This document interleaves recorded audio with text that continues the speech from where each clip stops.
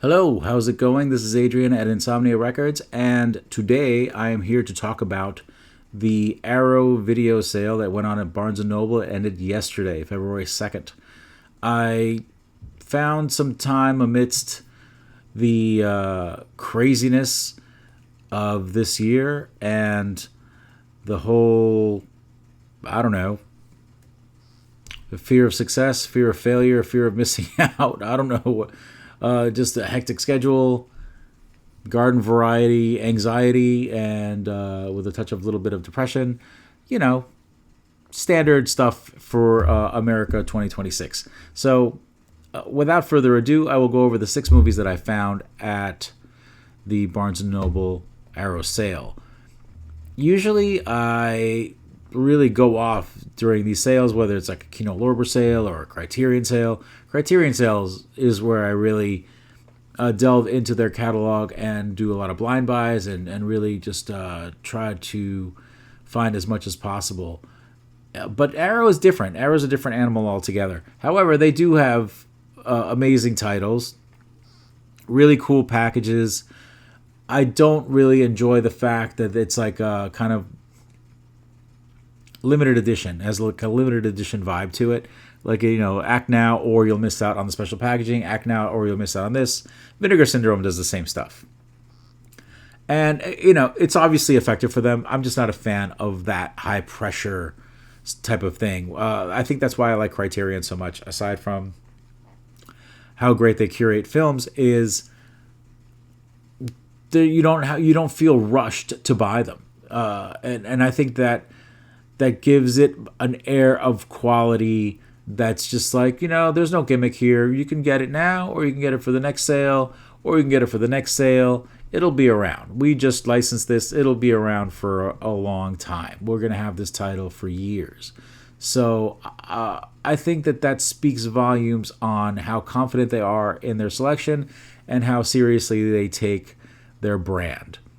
And it shows in their brand loyalty. But I'm digressing here. Nothing against Arrow.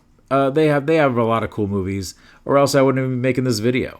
So this video here is the 6 movies that I picked up, 5 of which I have not seen. So not necessarily blind buys, because I've heard of them. Some I've heard of, some not. I'll go over that in more detail as I go over the movies. But a really cool little stack of flicks here. And I'm very excited to take the cellophane off and pop them in the player and watch them and just be blown away. So the first one that I got is a movie that is called Steppenwolf. And I don't think it has anything to do with the Herman Hesse novel. It is actually what strikes me as a dystopian tale. A woman who's looking for her missing child. And amidst a war-torn dystopian riot mayhem-filled landscape, and she enlists the aid of a detective, I think a former detective, some kind of detective that has very questionable means, kind of like a Dirty Harry type, you know what I mean? Like pretty ruthless, has no problem with extreme violence, and this is right in my wheelhouse. I saw the trailer for this and I was like, oh hell yeah, I'm getting this. So this movie is European, and it was made by Adilkan Yurjanov. And I'm hoping it's really good. It looks great. And it also features, I love when they do this. Not only does it have Steppenwolf on it, but it has another movie that this guy made called Goliath. So I'm looking forward to seeing both of them. Hopefully they're both bangers. I know Steppenwolf has all the makings of a banger. So I'd be very surprised if this movie let me down. So anyway, I'll get back to you on how cool this is or not cool. But it looks very promising. Now, the next one I got was a movie that it's been kind of buzzing around my radar for quite some time, and I was like, for some reason, I never got it. But I think, given where it takes place, it's very relevant right now. It's a movie by Sam Raimi. Features Bill Paxton, Billy Bob Thornton, and Bridget Fonda, and it takes place in Minnesota, of all places, in the dead of winter in Minnesota, which is kind of like a weird synchronicity, is like all the mayhem that's going on in Minnesota right now. So this movie is called A Simple Plan. And basically, the two of these three people, Bridget Fonda, and I'm not sure one of the two, Billy Bob Thornton or Bill Paxton, is in a relationship with her. She's pregnant, and they're in dire straits, apparently. I know this is kind of like a little bit of a framework I know about the movie, the little bit that I know. And they stumble across a great deal of money. And so I really don't need to say anything more. When money comes in, it gets involved, large sums of money become involved in this type of story, it's going to get very interesting very fast. So I'm looking forward to checking this one out. And I'm surprised that this one isn't more prominently featured in the Arrow catalog. I kind of had to dig deep to even realize that this was in there. So everyone is always, hyping up the usual suspects, and that's cool and everything. But this just goes to show it always pays to dig deeper. Whether you're digging for books, records, whatever it is, always dig deeper because the gems are under the surface more times than not. And this is kind of proof of that. So looking forward to checking this one out as well. Finally, after all this time.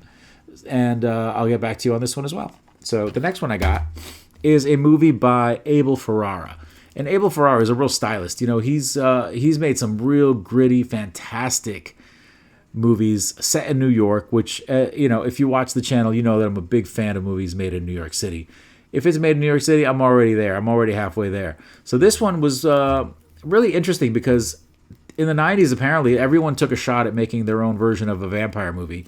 And Abel Ferrara, he shot this is him shooting his shot pretty much with this movie called The Addiction, which features Lily Taylor, Annabella Sciorra, and the great Christopher Walken. And it takes place in New York City, and it's in black and white. And it's a movie made in the 90s. So 90s New York City, black and white, Abel Ferrara has all the makings of a banger. I don't know that much about this one either. And, I don't want any spoilers either.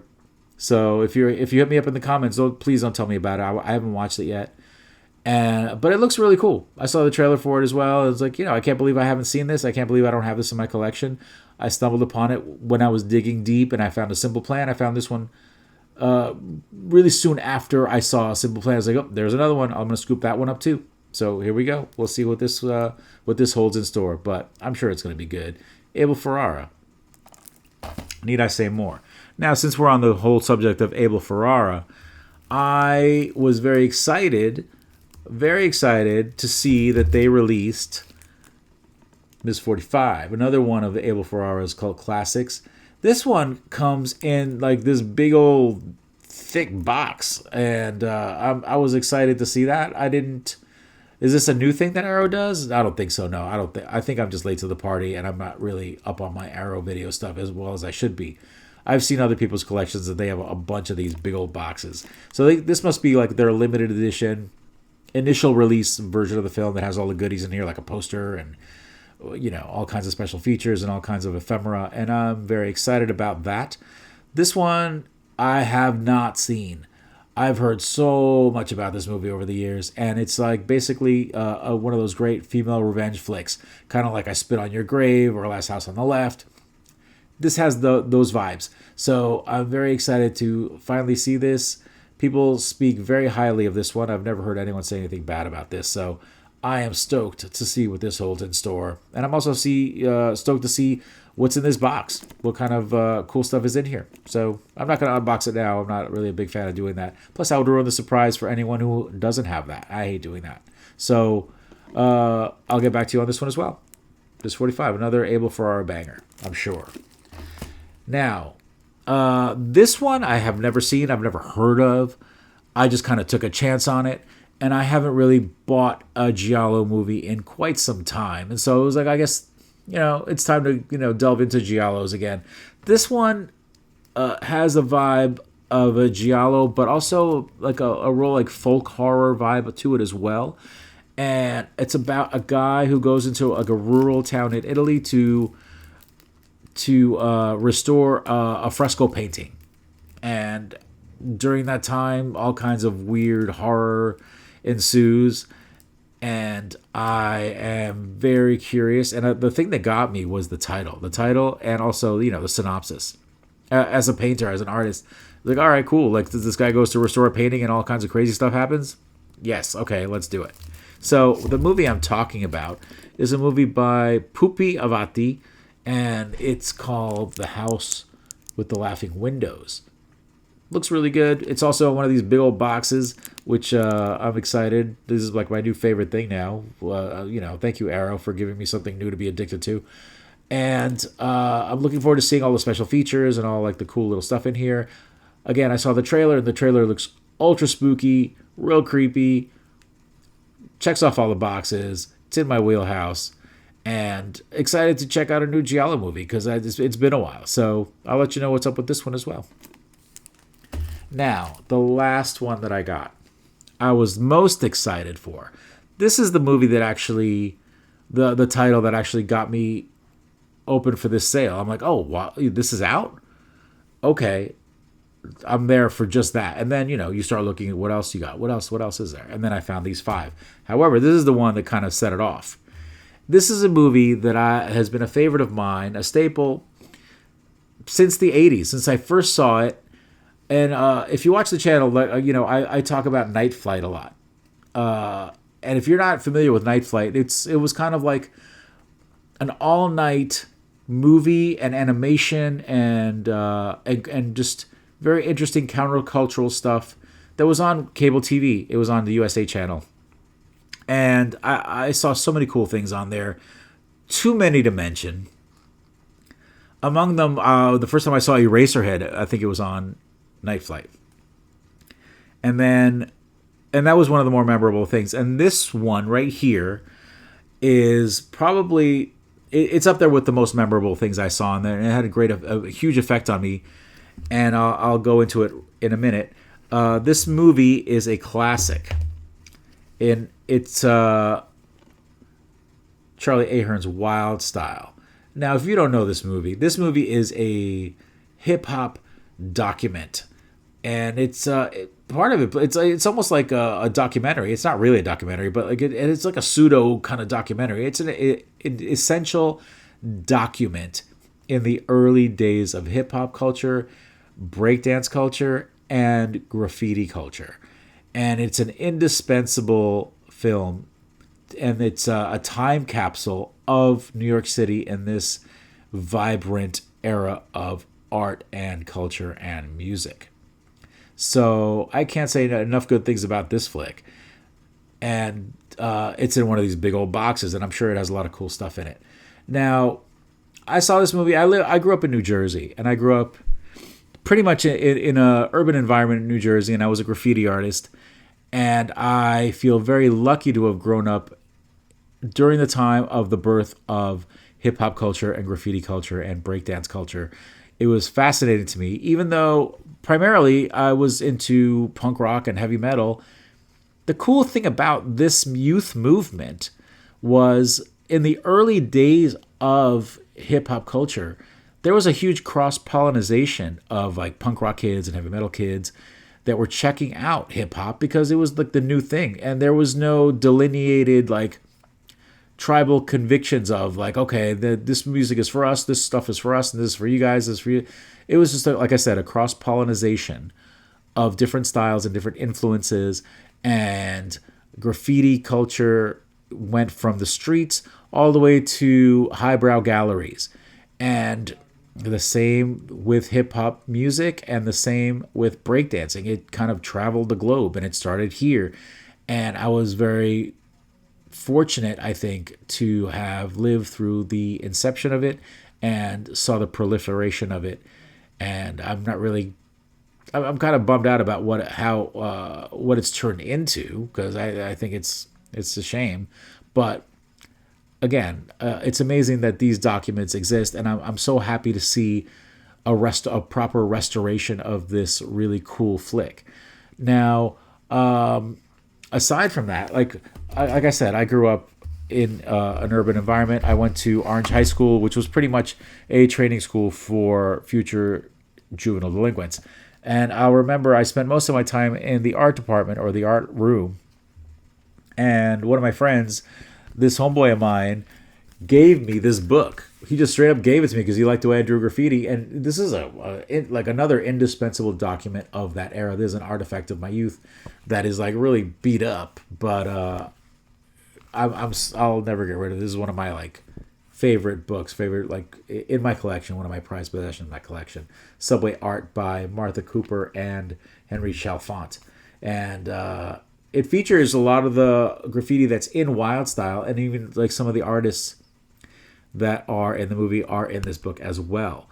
So soon as Wild Style came out, and I was like, oh wow, that's the that's the dude that's in this book. That's the piece that's in this book. So I was really blown away by that. And then later on, when I lived in New York City during the late 90s, I actually met Charlie Ahern, the director of this movie, and he gave me his business card, which I still have right here. Powwow Productions, Charlie Ahern. Pretty cool that I still have this.